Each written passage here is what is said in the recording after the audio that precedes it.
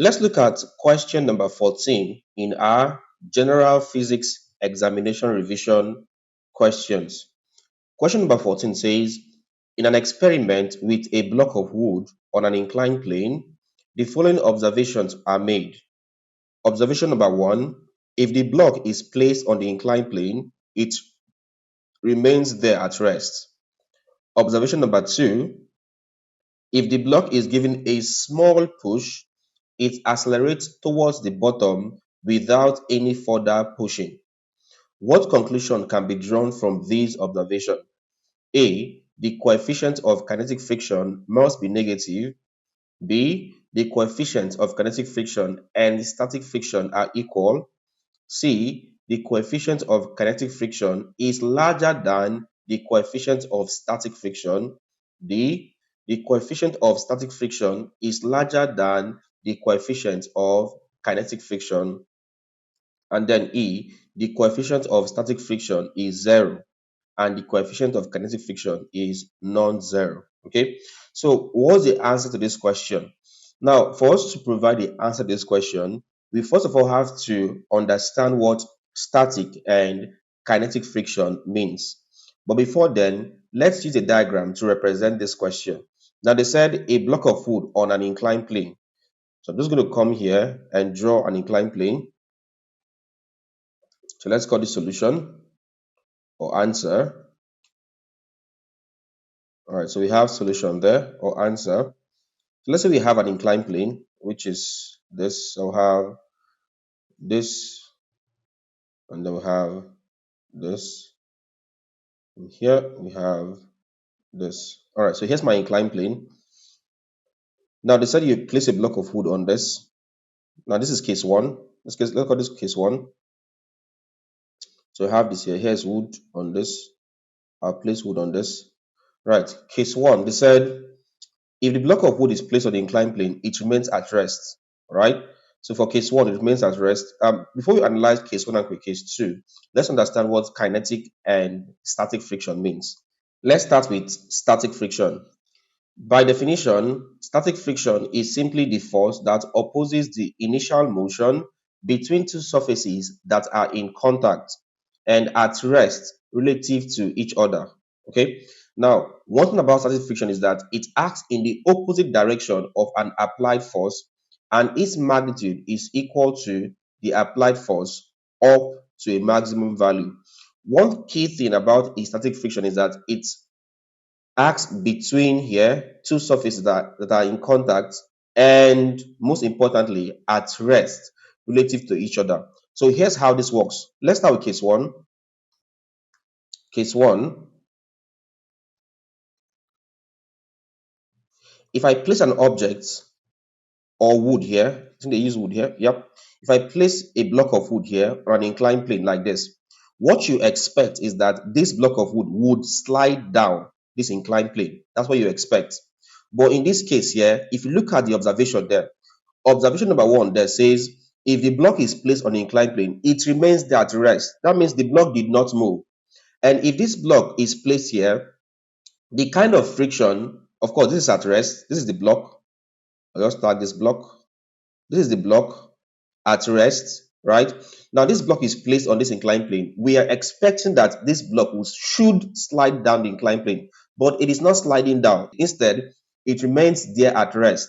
So the only reason why, when this block is kept here, the only reason why this block did not slide down this inclined plane is simply that the static friction is sufficient enough to withhold it from sliding down. So from the observation number one, we can see that static friction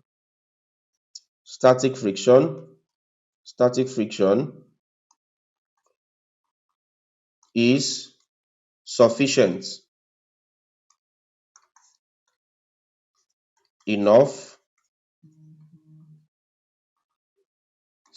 enough to hold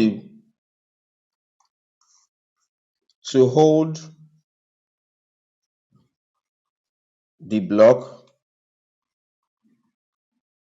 from sliding. So we can say that this one here, let's call this Fs. So F static friction is sufficient enough. Let's say it's equal to its maximum value, right?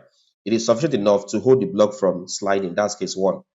Let's look at observation number two. They said, okay, so before we look at observation number two, let's look at the meaning of kinetic friction. By definition, kinetic friction is simply the force that opposes the relative motion of two surfaces that are sliding against each other. It is a type of friction that acts on moving objects.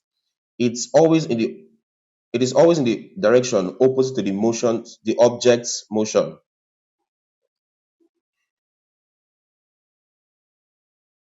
By definition, kinetic friction is the force that opposes the relative motion of two surfaces that are sliding against each other. It is a type of friction that acts on moving objects and is always in a direction opposite to the object's motion. Now let's use this to analyze case two or observation number two. From observation number two, they said if the block is given a small push, it accelerates towards the bottom without any further pushing, right? So let's put this in perspective. Now, I was having this block here. I decided to push this block this way. So you have a push this way. All right. So I have a push in this direction here. Now, if I push this, of course, I would exceed the static friction. And now the block starts moving down towards the bottom of this. Now, here's something you should know. All right. Here's now the block. Let's call this as position B. Now, here's something you should know. If there's enough kinetic friction, what you'd observe is that this block would move to some distance and then stop. So this block could move from, let's say, A to B and then stop, or it could move from A all down to, let's say, somewhere here, let's call this C, and then stop. It will stop on its own before getting to the bottom. If this block stops at either position B or position C, it means there's a frictional force that tried to oppose its motion, and that frictional force actually succeeded. That frictional force was sufficient enough to stop the motion even before getting to the base of the inclined plane. But the fact that the frictional force that was supposed to oppose the motion of this block while it slid down the inclined plane was not sufficient enough such that the block could move from A up to the very bottom. That's D here. That means the kinetic friction, which is of course the friction that was supposed to stop its motion, was not sufficient enough, and hence the block could get to the bottom. So from here we can say case two, case two, since the block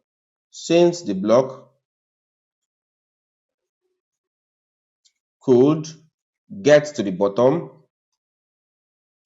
to the bottom of the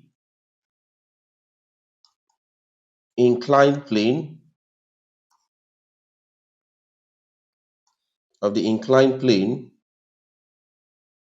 without stopping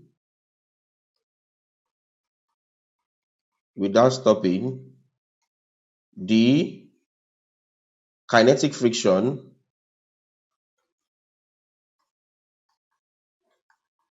is not sufficient enough. It's not sufficient enough.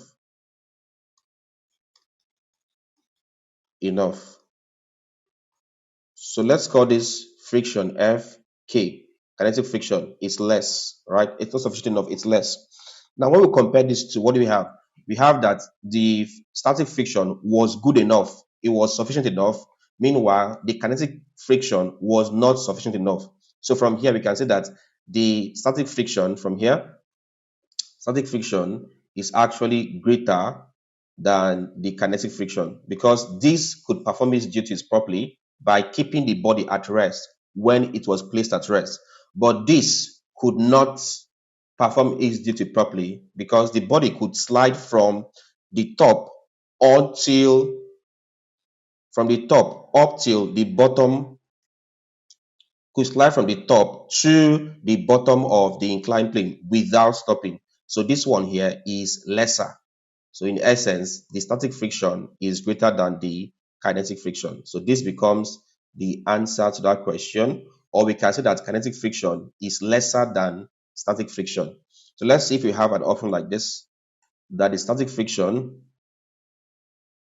All right, that's D. You can see here D, that says the coefficient of static friction is larger or greater than the coefficient of kinetic friction. So that's the answer. That's why it's D.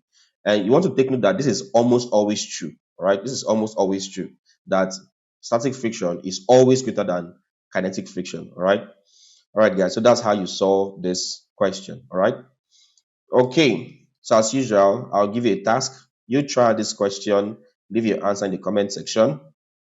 So you have question 15 that says the Earth exerts the necessary centripetal force on an orbiting satellite to keep it moving in a circle at constant speed. Which of the following statements best explains why the speed of the satellite does not change, although there is a net force exerted on it? So you have option A, B, C, D, and E. All right. Try to get the answer to this question. Leave your correct answer in the comment section and I'll tell you if you're correct or not. Okay, guys. So if you enjoyed this video, as usual, don't forget to always hit the like button. All right. Give this video a thumbs up. Also leave a comment. For your comment, I give you a task. All right. Leave the solution to the task in the comment section and I'll tell you if you're correct or not. Don't forget to also subscribe. If it's your first time here, do all to subscribe, hit the bell icon and select all so that you get notified whenever we upload new content. Then finally, share this video to your friends so that they can also learn. Thank you and see you in our next class.